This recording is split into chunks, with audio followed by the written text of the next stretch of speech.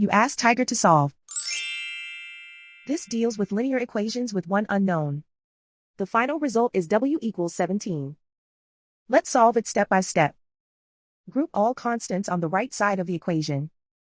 Subtract 11 from both sides. Simplify the arithmetic.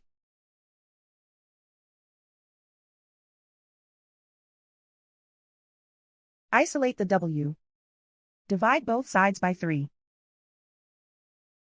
Simplify the fraction. Find the greatest common factor of the numerator and denominator. Factor out and cancel the greatest common factor. And so the final result is w equals 17.